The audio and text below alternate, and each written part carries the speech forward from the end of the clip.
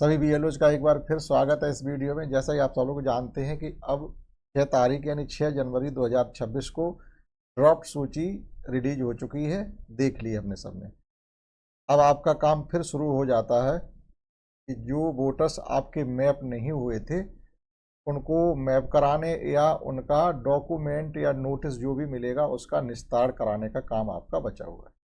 बहुत कम बूथ ऐसे होंगे जिनके यहाँ नोटिस नहीं आएंगे, अर्थात उन्होंने मैपिंग 100% कर पाई होगी, ना के बराबर मान के चलिएगा, क्योंकि बार बार कहने पर भी जो वोटर्स थे उन्होंने आपको डॉक्यूमेंट्स नहीं दिए या 2003 की सूची या डिटेल आपको नहीं दी, जिसकी वजह से उनकी आप मैपिंग नहीं कर पाए। अब देखिएगा ये जो ऐप है बीएलओ ऐप आज आपका अपडेट हो गया है, उसमें जो भी काम आपको नया करना है वो सभी टैब इसमें ओपन हो चुके हैं। कुछ बूथ भी नए बने हैं, उनके बीएलओ नए बना दिए गए, उनको भी ऐप का एक्सेस दे दिया गया, शाम को उनका भी ऐप एक्सेस होने लगा है।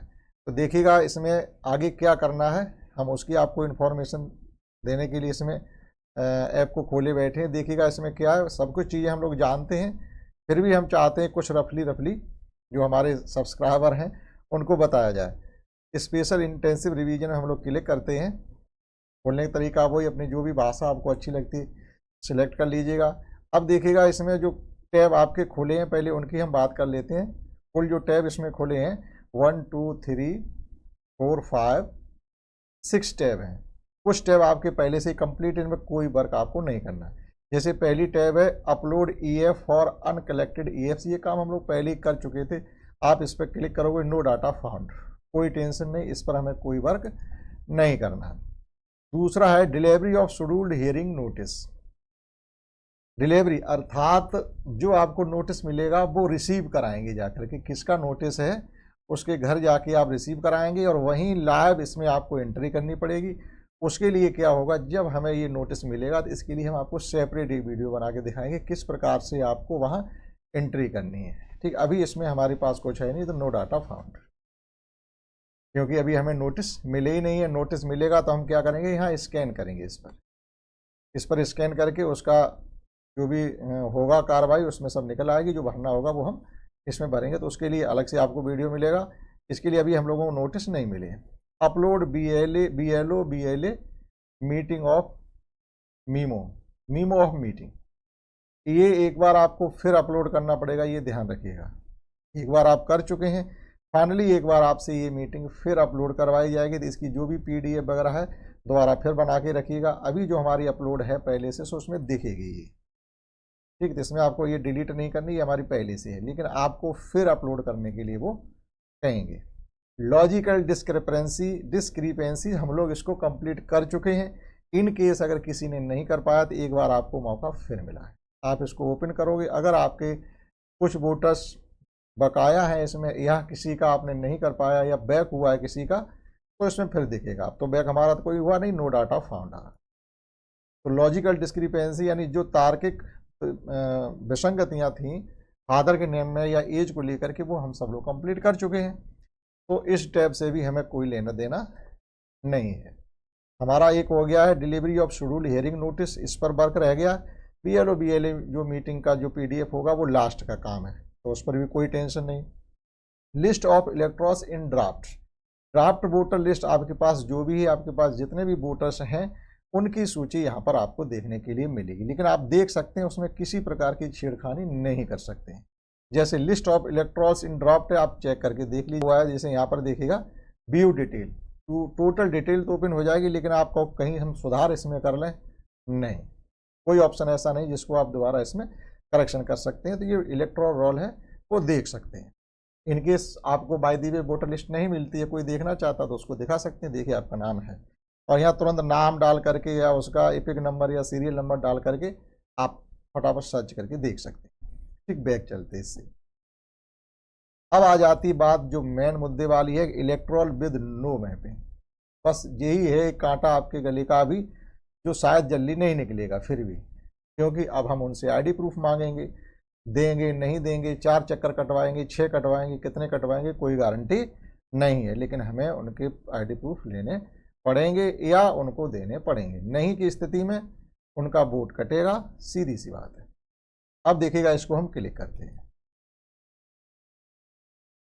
ये 40 हैं। आपके पास कितने नोटिस आने हैं, कितने पे आपको वर्क करना, उनकी डिटेल यहाँ पर है। 40 ऐसे वोटर्स हैं जिन्होंने हमको अपनी 2003 की जानकारी नहीं दी है। अब उनके नोटिस आएंगे, उनका नोटिस का हमें निस्तारण करना है। तो एक एक करके यहाँ से सर्च करने का वही तरीका है कि किसको सर्च करना है।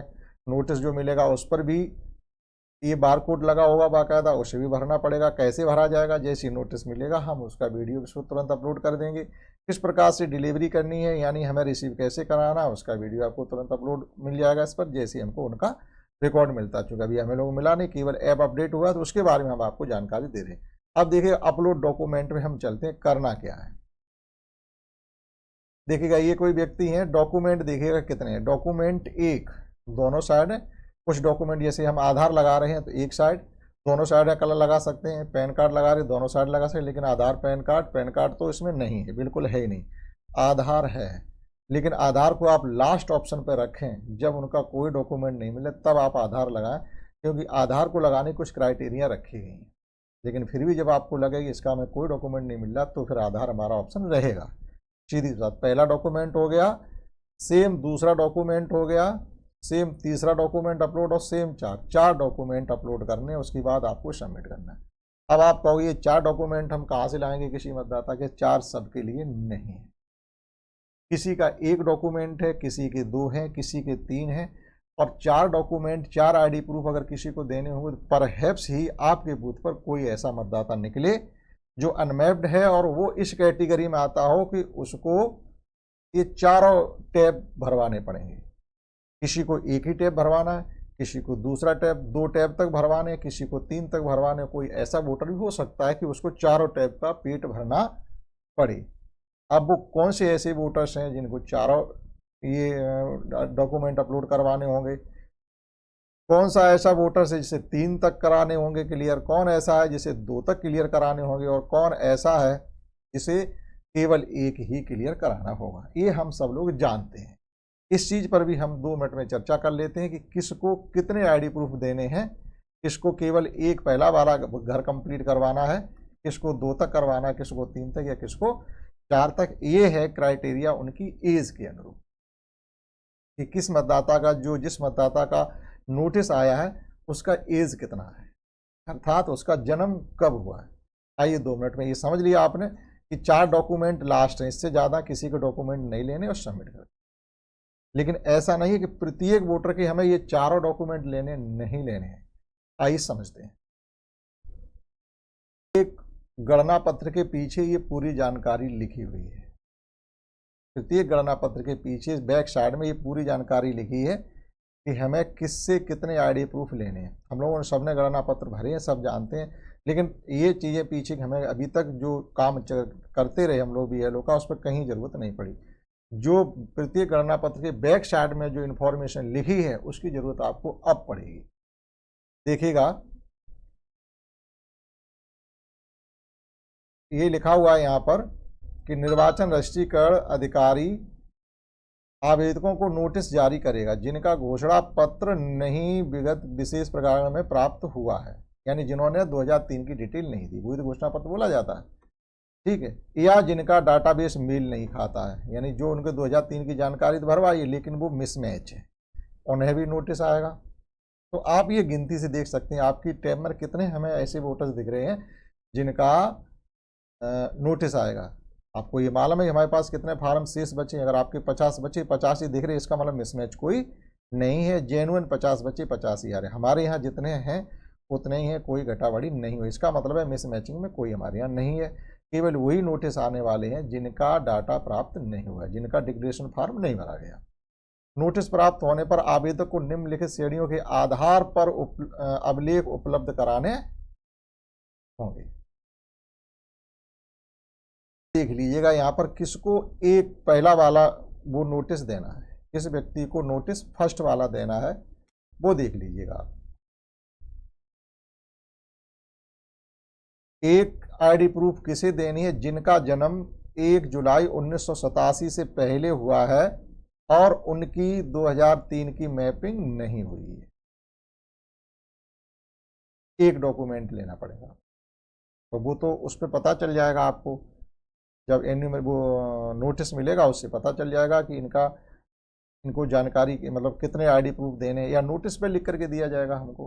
अभी नोटिस को मिला नहीं है तो उसकी अभी कोई जानकारी नहीं, लेकिन यहाँ से हम ये पता कर सकते हैं कि किसको कितने आईडी प्रूफ देने हैं नोटिस का जवाब में। ठीक है, यहाँ साफ लिखा हुआ नीचे दी गई सूची में से स्वयं के लिए कोई एक अभिलेख, अर्थात वह अपनी ही कोई आईडी दे दे। अब नीचे सूची कौन सी दी गई, ये सूची दी गई। ये जो सूचियां, ये जो आपके 12 डॉक्यूमेंट हैं, इनमें से कोई एक डॉक्यूमेंट देगा कौन, जिनका जन्म 1 जुलाई 1987 से पहले हुआ है। क्लियर हुआ। तो ये जरूरी नहीं है कि जो उस टाइम में 4 डॉक्यूमेंट, 4 जो घर दिए गए हमें चारों भरने, नहीं, सबके लिए अलग अलग है। अब मान लीजिए कोई ऐसा वोटर्स है जिसकी 2003 की मैपिंग नहीं हुई है या उसने डिक्लेरेशन फॉर्म नहीं भराया है, और वो इस कैटेगरी में आता, जन्म 1 जुलाई 1987 और 2 दिसंबर 2004 के बीच उनका जन्म हुआ है और अनमैप्ड में है, तो उसे 2 डॉक्यूमेंट देने पड़ेंगे। एक अपना स्वयं का, मतदाता को एक डॉक्यूमेंट स्वयं का देना पड़ेगा, जो सूची आपको नीचे दी गई उनमें से कोई एक। दूसरा डॉक्यूमेंट चाहे वह अपने पिताजी का दे दे चाहे अपनी माताजी का दे दे, क्योंकि नीचे दी गई सूची में पिता या माता के लिए कोई भी अभिलेख उपलब्ध कराएं, जन्म, जिससे उनकी जन्म और जन्म स्थान प्रमाणित होता है, ये ध्यान रखना, अर्थात एड्रेस पड़ा हो, अर्थात एड्रेस पड़ा हो। ठीक है, तो कोई एक, चाहे वो अपना तो देगा ही देगा, और मम्मी पापा के डॉक्यूमेंट्स में से कोई एक डॉक्यूमेंट चाहिए, दोनों लोगों को नहीं, किसी एक का मिल जाए। क्लियर हुआ। अब इन केस ऐसा है कि बहुत सी मतदाता ऐसे भी तो होंगे जिनके माँ और बाप दोनों की डेथ हो गई, जो इस कैटेगरी में आ रहे होंगे, बहुत से हैं वो कह रहे हमारे तो मम्मी पापा दोनों लोग खत्म हो गए, अब उनका हमारे पास आधार भी नहीं है, आईडी प्रूफ भी नहीं है, कुछ भी नहीं है, तो उनमें से ये देखना पड़ेगा नीचे दिए गए कोई डॉक्यूमेंट तो है उनके पास। अगर नहीं है तो हम क्या करेंगे, कब खत्म हुए हैं, वोटर लिस्ट में नाम उनका मिल जाता है तो इनकेस हम वो भी लगा सकते हैं, लेकिन इसमें ऐसा कहीं कहा नहीं गया, ये ध्यान रखना, इसमें ऐसा कहीं नहीं कहा गया है कि उनका डॉक्यूमेंट क्या होना चाहिए। तो कोशिश हमारी ये रहेगी, जो ये डॉक्यूमेंट इतने दिए गए यहाँ पर, यहाँ से यहाँ तक, इन्हीं में से कोई एक डॉक्यूमेंट उनका लिया जाए। ठीक, नहीं मिलता है तो फिर कुछ भी करने के लिए वो पेट तो भरना ही पड़ेगा। क्लियर हुआ। तो यहाँ पर 2 आईडी देनी पड़ेंगी, तो 2 घर क्लियर हो जाएंगे, जो आपको 4 घर वहाँ दिए गए, 1 2 3 और 4। तो जो जिनका जन्म 1 जुलाई 1987 से बाद 2004 के पहले हुआ है, तो उनको ये 2 घर भरवाने पड़ेंगे, पहला और दूसरा। पहला वाला घर भरेंगे आप वोटर के आईडी प्रूफ से, दूसरा वाला घर भरेंगे उनके मम्मी या पापा के आईडी प्रूफ। क्लियर हुआ। अब चलिएगा नेक्स्ट, जिनको देने हैं 3 आईडी प्रूफ या 4 आईडी प्रूफ। अब 3 किसे देने, 4 किसे दे रहे हैं, वो यहां से क्लियर हो जाएगा। बहुत कम मतदाता ऐसे निकलेंगे जिनका जन्म 2 दिसंबर 2004 के बाद हुआ हो और जिनकी मैपिंग 2003 से नहीं हुई है। क्लियर। अब देखिएगा वो अपना तो देगा ही एक, नीचे दी गई सूची स्वयं के लिए कोई एक अभिलेख देखा जिससे उनका जन्म स्थान प्रमाणित होता हो, यानी डेट ऑफ बर्थ पड़ी हो और एड्रेस पड़ा हो। क्लियर।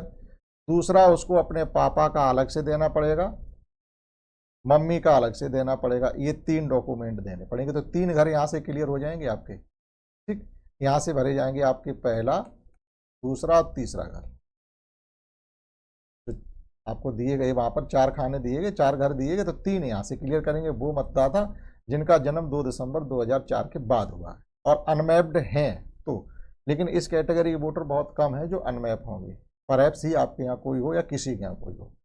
अब चौथा फिर किसके लिए आता है, चौथा है ऐसे, मतलब यही जो चौथा डॉक्यूमेंट किसका लेना है, यहाँ देखिएगा, यहाँ पर यदि अभिभावक में कोई भारतीय नहीं है, उनके माता पिता में से कोई भारतीय नहीं है, तो अपने जन्म के समय उनके वैध पासपोर्ट या वीजा की प्रति उपलब्ध करानी पड़ेगी।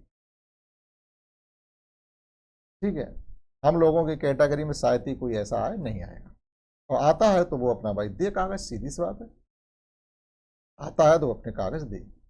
अब कौन से डॉक्यूमेंट है, सभी के गणना पत्र पर जो प्रपत्र एन्यूमरेशन फॉर्म है, सभी के पीछे ये जानकारी लिखी है। क्लियर। तो जो 4 घर आपको दिए गए हैं यहां पर ये, तो वो 4 इसीलिए दिए गए हैं कि ये नहीं सब एक को ही 4 भरने, नहीं, किसी को चारों भरने, किसी को कोई नहीं भरना। ठीक, और यहाँ पर भी दी गई सूची आपको, डॉक्यूमेंट जब आप क्लिक करेंगे तो देखिएगा यहाँ पर भी हमको ये जानकारी सब दी गई है, लेकिन यहाँ इंग्लिश में है कि हमने इंग्लिश सिलेक्ट कर रखी है इसलिए। ठीक है, लेकिन जब डॉक्यूमेंट लेंगे तो यहाँ पर टिक होगा, ये समस्या आ रही है आपकी, ये देखिएगा ये टिक होगा, जो डॉक्यूमेंट वहाँ पर लगे हैं वो यहाँ पर देखिएगा आपको टिक करने पड़ेंगे। जैसे बाय दिव्य मान लीजिएगा हम ये लगा रहे पहला वाला, तो इस पर देखो टिक हो गया, वो ऊपर लिख के आ गया है, तो मनमर्जी तो नहीं चलेगी। ठीक, एक बार हम इसकी भाषा चेंज कर लें तो आपको समझ में आएगा। एक बाद भी कोई फर्क नहीं पड़ा, वो इंग्लिश में ही गिवन है आपका यहाँ पर देखिए।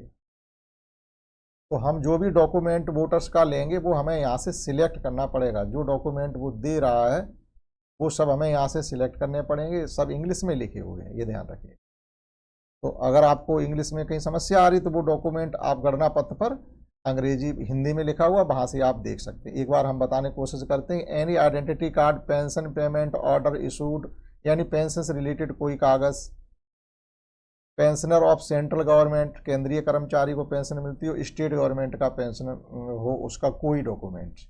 Any identity certificate document issued India by the government, Bharat सरकार के द्वारा कोई भी आईडी प्रूफ आपको दिया गया हो वो लगा दीजिएगा। लोकल अथॉरिटी, किसी लोकल एजेंसी पे आप काम करते रहो, वहाँ का हो, बैंक हो, बैंक्स के मतलब है ये कि बैंक की ये किताब चलेगी यहाँ पर।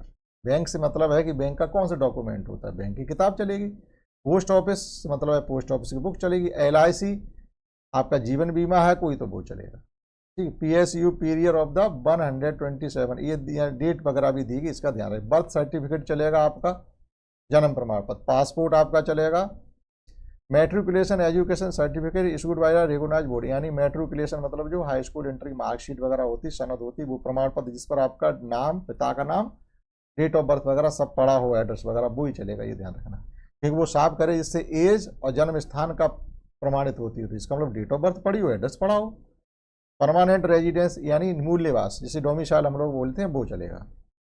फॉरेस्ट राइट सर्टिफिकेट, वन अधिकार, ये सबके पास नहीं होगा, जिनके पास होगा वो अपना लगा सकता है।